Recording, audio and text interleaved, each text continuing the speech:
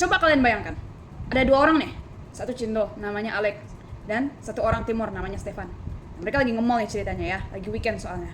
Nah terus ada bapak-bapak, dia bawa anaknya 4 orang. Nah, dia mau foto nih sama anak-anaknya. Dan kebetulan Alex sama Stefan itu lewat di dekat dia. Nah bapak itu manggil, kopi susu, sini dong om minta tolong. Nah mau foto soalnya. Alex ketawa soalnya ya menurut dia panggilan itu agak lucu. Nah terus si Stefan bilang, oh oke om sini dong HP-nya. Nah sopan kan. Nah tapi om itu nolak karena dia nggak mau HP-nya dipegang sama Stefan. Jadi dia ngomong dong, dek yang di situ aja deh. Nah jadi Alex deh yang fotoin bapak-bapak tadi. Kalian tahu nggak apa yang janggal diceritain nih? Teman-teman, hari ini saya mau bahas tentang sesuatu yang sebenarnya cukup umum dan gampang dipandang sebelah mata akhir-akhir ini. Yap, pasti kalian bisa nebak dari judul penelitian saya kalau kita bakal ngomong seputar mikroagresi. Agresi dalam skala mikro bahkan. Kalian pasti pernah lihat tren meme ini tahun lalu. Udah gue bilangin, udah gue kasih tahu berapa kali gue ngomong sama dia, jangan naik gitu. Jangan nak gitu. Oh begitu ya beli. Tas kriyo beli, tas kriyo. Nah, Gimana beli? kabarnya beli? Ayam betutu enak beli ayam betutu. Nasi babi jagung beli, nasi babi beli. Blibli.com blibli.com bli. Nah, dari sini tuh ya, kita bisa tarik kesimpulan kalau mikroagresi adalah suatu bentuk agresi verbal yang bisa dibilang kecil atau sepele. Loh, kalau kecil dan sepele, kenapa aku harus banget bikin penelitian dan aksi semacam ini? Ngumpulin teman-teman di satu ruang gitu kan? Why? Well, because ini tuh punya konsekuensi yang negatif. Wow, surprise. Bukti, oke, saya ada. Kalau misalnya kita bedah baik-baik meme yang aku tunjukin sama kalian tadi, ada 2 peran yang bisa kita temui. Nah, ada satu orang yang kebetulan keceplosan ngomong pakai logat aslinya dan ada lawan bicara yang biasanya rame-ramean ya. Nah, ujung-ujungnya mereka tuh ngejek orang pertama yang tadi cuman karena logatnya. Oke? Tahu nggak? Secara gak langsung, tren ini ngajarin kita sesuatu loh. Hal-hal dan jokes yang kayak gini itu berpotensi bikin orang jadi malu akan sesuatu yang sebenarnya nggak perlu dimaluin loh ya. Cuman karena agak beda sedikit aja daripada yang lainnya, langsung deh udah bisa kesiram tawaan. Kayak lo baru aja ngedrop jokes paling lucu setengkungan. Seolah-olah logat itu sesuatu yang harus disembunyikan, kalau enggak lo bakal diejek. That's crazy. Dan ini masalahnya, masih banyak dari kita yang anggap hal-hal ini cuman bercanda. Like, chill lah, canda doang. Ngerti jokes gak sih? Gue gak nyinggung loh. Yada, oke. Tapi kalau kita lihat definisinya sendiri, agresi itu adalah tindakan yang memberi dampak negatif ke orang lain. Oke? Mau itu disengaja, impulsif, atau bahkan tidak disengaja sama sekali. Nah, jadi walaupun niat kita itu pure mau bercanda, kalau ujung-ujungnya orang masih merasa dipermalukan, dipandang beda, atau dianggap aneh, itu tetap agresi. Ya, versi kecilnya makanya disebut mikroagresi. Nah, kita balik ke cerita Alex dan Stefan yang tadi. Yang aneh di situ apa? Oke, yang aneh di situ gak cuman panggilan kopi susu yang bapak-bapak tadi lontarkan ke mereka yang menyinggung warna kulit mereka.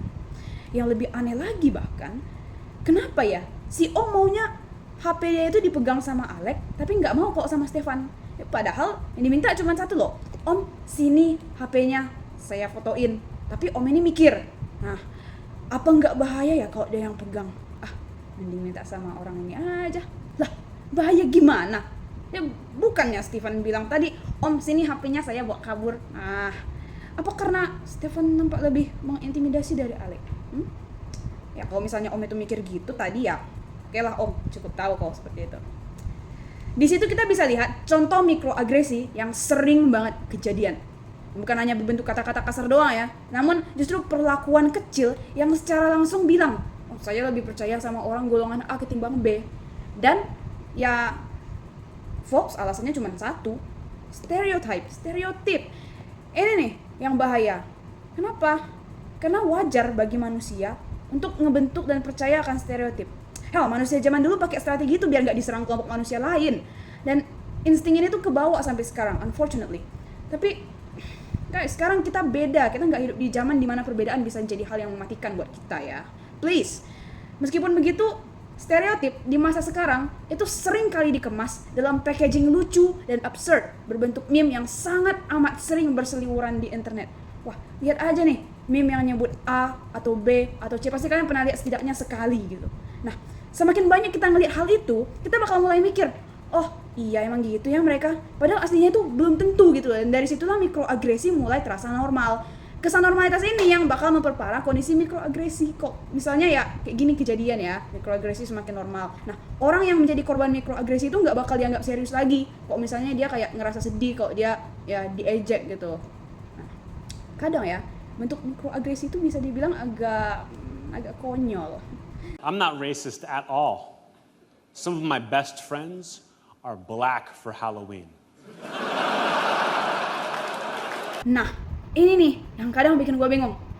Kenapa ya sering banget mikroagresi itu muncul dari kalimat yang diawali dengan bro, gue nggak rasis gitu ya, tapi oke, gini deh, kalau sebuah kalimat itu butuh disclaimer dulu sebelum diucapkan, ya mungkin jangan diucapkan deh, sesimpel itu ya.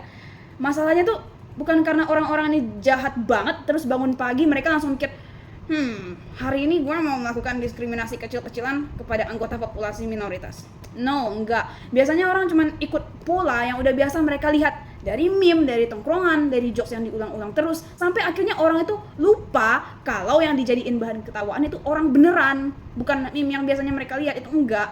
Nah, gue tahu bakal ada yang bilang, ya elah sensitif banget sih, you're so woke gitu. Relax, saya bukan lagi jadi polisi humor elitis gitu ya, no. Ini bertujuan untuk memberikan kalian sedikit awareness. Kalau sebuah jokes bikin orang lain ngerasa dipermalukan, ya mungkin jokesnya nggak sepintar yang kita kira gitu. Kadang kita ngerasa lucu ya, padahal sebenarnya ya cuman malas mikir gitu, jokes yang beneran lucu itu gimana. Nah, balik lagi ke contoh tadi, Stefan itu cuma mau bantu fotoin bapak-bapak loh. Ya itu doang, dia nggak ada niat sama sekali untuk nyuri HP, bukan mau hack rekening bank atau kabur ke negara lain dengan HP itu gitu loh. Dia cuma mau mencet tombol kamera doang. Dan kalau hal sesimpel itu aja masih dipengaruhi oleh stereotip, ya kebayang dong gimana stereotip bisa mempengaruhi hal-hal yang lebih serius lagi. Well, jadi next time ya, kalau misalnya kalian mau melemparkan sebuah jokes yang mungkin berhubungan sama stereotip, coba kalian pikir bentar, itu sebenarnya lucu nggak sih? Atau cuman kebiasaan lama yang belum kita update aja? Karena jujur ya, di tahun sekarang masa sih kita masih punya software bertahan hidup dari manusia purbakala? Like, come on, we can do better. Ya, so mikroagresi itu kecil. Tapi kalau dibiarkan terus-menerus, lama-lama bakal jadi normal. Dan kalau sesuatu yang salah sudah terasa normal, itu baru sebuah problem. Jadi, kalau habis nonton ini, kalian mulai lebih sadar sedikit aja soal hal yang kayak ini. Nice! Kalau belum juga ya, nggak apa-apa. At least sekarang kalian tahu gitu loh. Kalau misalnya kata-kata seperti, bro, gue nggak rasis ya, tapi itu bukan opening yang menjanjikan untuk kondisi apapun. Oke? Anyway, terima kasih sudah nonton, dan tolong ya, kalau minta orang fotoin, kasih aja HP-nya, bukan lihat warna kulitnya dulu. Izin.